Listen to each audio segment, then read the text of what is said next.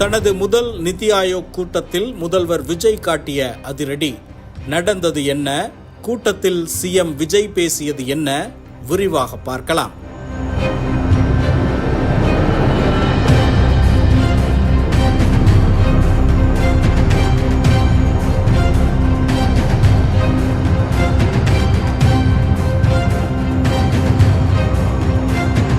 நித்தி ஆயோக்கின் 11வது ஆட்சி மன்ற கூட்டத்தை கூட்டியமைக்காக பிரதமருக்கு நன்றி தெரிவித்து தனது உரையை தொடங்கிய முதல்வர் விஜய், இந்தியா வளர்ச்சியடைந்த நாடாக முன்னேறவும் அனைத்து தரப்பு மக்களை உள்ளடக்கிய வளர்ச்சியாகவும் அமைந்திட செயல்படுத்தப்படும் திட்டங்களை முழு மனதோடு வரவேற்போம்.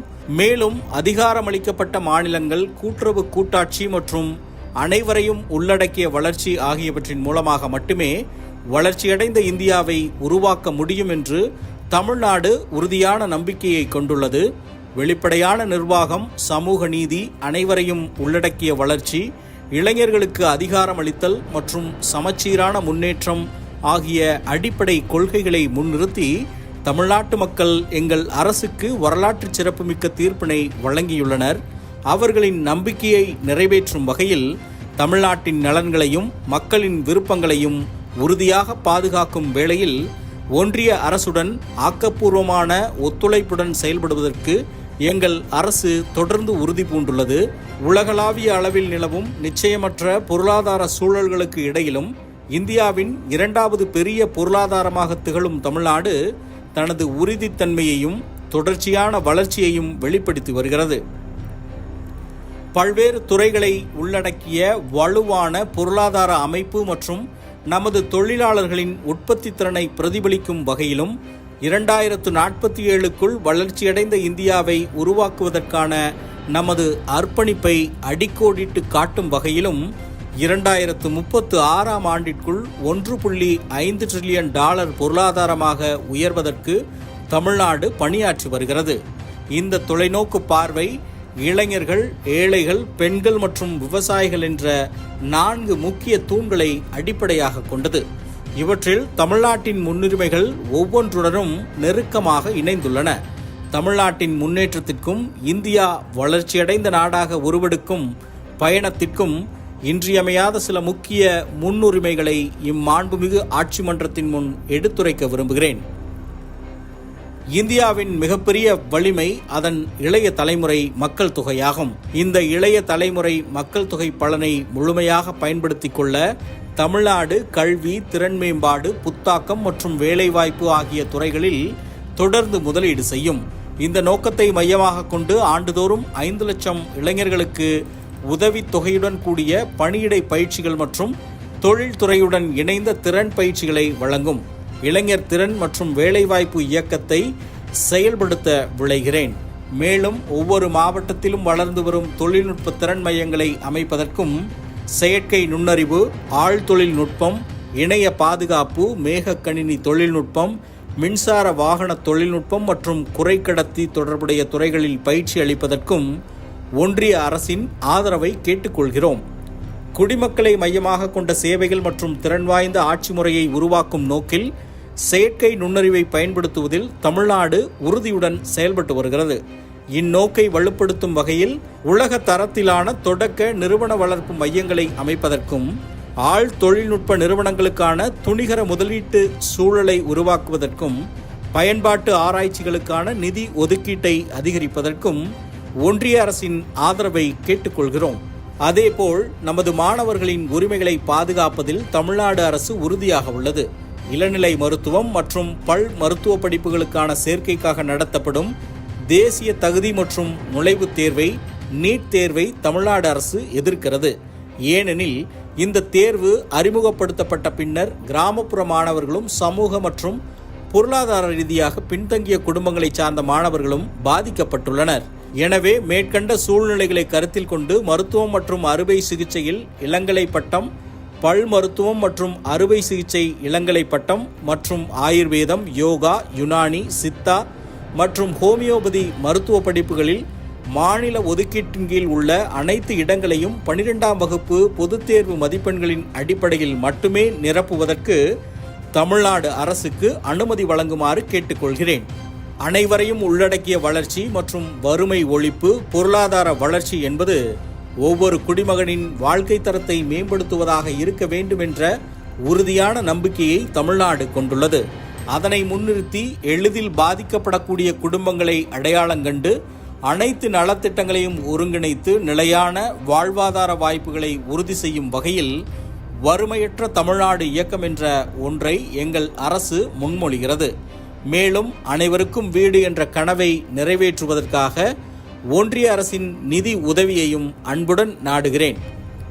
உயர்தர மருத்துவ சிகிச்சையை மேலும் வலுப்படுத்தவும், உலகத்தரம் வாய்ந்த மருத்துவ கல்வியை வழங்கவும், தரமான மருத்துவ சேவைகள் மக்களுக்கு எளிதில் கிடைத்திடவும் தமிழ்நாட்டிற்கு 2வது எய்ம்ஸ் மருத்துவமனையை கோயம்புத்தூரில் அமைக்க அனுமதிக்குமாறு கேட்டுக்கொள்கிறேன்.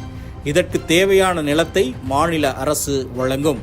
தமிழ்நாட்டின் வளர்ச்சி பயணம் என்பது பெண்களை மையப்படுத்தியே அமைந்துள்ளது. அவர்களுக்கு அதிகாரம் அளித்தல் என்பது வெறும் சமூக நோக்கமல்ல, அது ஒரு பொருளாதார அவசியமாகும். பெண்களின் கல்வி, சுகாதாரம், பாதுகாப்பு மற்றும் பொருளாதார முன்னேற்றத்தில் தமிழ்நாடு குறிப்பிடத்தக்க முன்னேற்றத்தை எட்டியுள்ளது.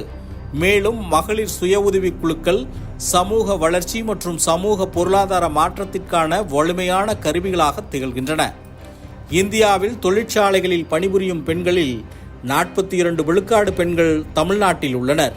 பெண்களின் பாதுகாப்பை மேலும் வலுப்படுத்தும் நோக்கில் சிறப்பு பெண்கள் பாதுகாப்பு பிரிவுகள், பொது போக்குவரத்தில் அவசரகால நடவடிக்கை அமைப்புகள், விரிவாக்கப்பட்ட கண்காணிப்பு கேமரா வலைப்பின்னல்கள் மற்றும் ஒருங்கிணைந்த கட்டுப்பாட்டு மையங்கள் ஆகியவற்றை அமைக்க முன்மொழிகிறோம். மேலும் தொழில்நுட்பம் சார்ந்த காவல் பணிகள், விரைவான நடவடிக்கைகளுக்காக சிங்கப்பெண் சிறப்பு அதிரடிப்படை தொடங்கப்பட்டுள்ளது. விவசாயிகளை வலுப்படுத்துதலும் மற்றும் கிராமப்புற செழிப்பும். தமிழ்நாட்டின் பொருளாதாரத்திலும் கோடிக்கணக்கான மக்களின் வாழ்வாதாரத்திலும் விவசாயம் முக்கிய பங்காற்றுகிறது. விவசாயிகள் எதிர்கொள்ளும் சிரமங்களை உணர்ந்து குறு, சிறு மற்றும் பிற விவசாயிகளை உள்ளடக்கிய வகையில் 2045 கோடி மதிப்பிலான கூட்டுறவு பயிர்க்கடன் தள்ளுபடி திட்டத்தை தமிழ்நாடு அரசு அண்மையில் அறிவித்துள்ளது. நமது கடலோர மீனவ சமுதாயங்களின் வாழ்வாதாரமும் பாதுகாப்பும் சமமான முக்கியத்துவம் வாய்ந்தவை. பாக் வளைகுடா பகுதியில் இந்திய மீனவர்களின் பாரம்பரிய மீன்பிடி உரிமைகளை பாதுகாப்பதையும், அவர்களின் பாதுகாப்பு மற்றும் பாதுகாப்பான சூழலை உறுதி செய்வதையும், அவர்களிடமிருந்து பறிமுதல் செய்யப்பட்ட மீன்பிடி படகுகளை விடுவிப்பதையும் உறுதி செய்யுமாறு இந்திய அரசை நான் வலியுறுத்துகிறேன். மேலும் இலங்கை மற்றும் பாகிஸ்தானில் சிறைபிடிக்கப்பட்டுள்ள தமிழ்நாட்டு மீனவர்களை விடுவிக்கவும், அவர்கள் தங்கள் குடும்பத்தினரிடம் பாதுகாப்பாக திரும்புவதை உறுதி செய்யவும் தூதரக நடவடிக்கைகளை விரைந்து மேற்கொள்ளுமாறு கேட்டுக்கொள்கிறேன். தமிழ்நாட்டின் 1076 கிலோமீட்டர் நீள கடற்கரை பகுதி அடிக்கடி புயல்கள் மற்றும் வெள்ள பேரிடர்களால் பாதிக்கப்படுகிறது. இதனை கருத்தில் கொண்டு கடற்கரை நகரங்களில் நிரந்தர வெள்ள தடுப்பு கட்டமைப்புகளை உருவாக்குவதற்கும், உயிரிழப்பில்லா பேரிடர் மேலாண்மை இயக்கத்தை செயல்படுத்துவதற்கும், காலநிலை மாற்றத்தை எதிர்கொள்ளக்கூடிய உட்கட்டமைப்புகளை உள்ளடக்கிய காலநிலை தாங்குதன்மை பெருந்திட்டம் 2045 என்ற திட்டத்தின் கீழ் ஒன்றிய அரசின் மேம்பட்ட ஆதரவையும் தமிழ்நாடு நாடுகிறது. மேலும் குலசேகரப்பட்டினத்தில் இந்திய விண்வெளித்துறையுடன் இணைந்து நிறுவப்பட்டுள்ள விண்வெளி உற்பத்தி மையத்தை தேசிய விண்வெளி உற்பத்தி மையமாக அறிவிக்க வேண்டும் என இந்திய அரசின் கவனத்தையும் ஆதரவையும் தமிழ்நாடு எதிர்பார்க்கிறது. இதன் மூலம் உந்துபொருள் முதல் ஏவு வாகனங்கள் தயாரிப்பு வரை முழுமையான உற்பத்தி திறன் உருவாகி உலக விண்வெளி பொருளாதாரத்தில் இந்தியா முக்கிய பங்காற்றும் வாய்ப்பு ஏற்படும். தமிழ்நாட்டின் விரைவான பொருளாதார வளர்ச்சிக்கு முக்கிய தேசிய நெடுஞ்சாலைகள் மற்றும் ரயில் வழித்தடங்களை உரிய நேரத்தில் மேம்படுத்துவது அவசியமாகும். எனவே பின்வரும் திட்டங்களுக்கு ஒப்புதல் அளிக்குமாறு சாலை போக்குவரத்து மற்றும் நெடுஞ்சாலைகள் துறை அமைச்சகம் மற்றும் ரயில்வே அமைச்சகத்திடம் நான் கேட்டுக்கொள்கிறேன்.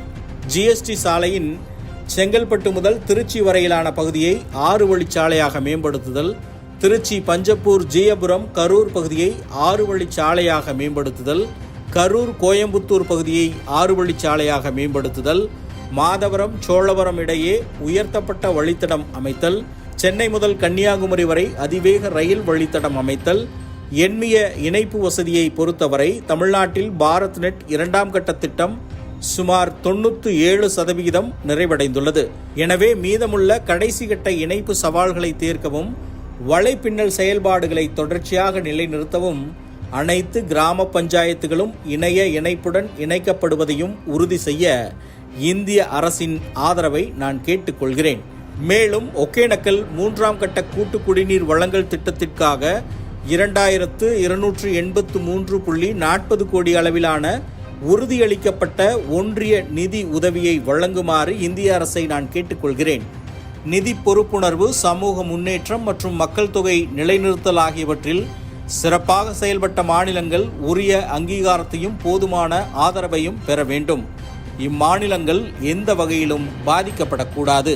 மாநில அரசின் ஊரக வீட்டு வசதி திட்டங்களுக்கும் ஒன்றிய அரசின் வளர்ச்சியடைந்த இந்தியா வேலைவாய்ப்பு மற்றும் வாழ்வாதாரத்திற்கான உத்தரவாத திட்டத்தின் கீழ் வேலைவாய்ப்பு உருவாக்க நடவடிக்கைகளை மேற்கொள்ள அனுமதிக்குமாறு இவ்வாய்ப்பின் மூலம் ஒன்றிய அரசை கேட்டுக்கொள்கிறேன்.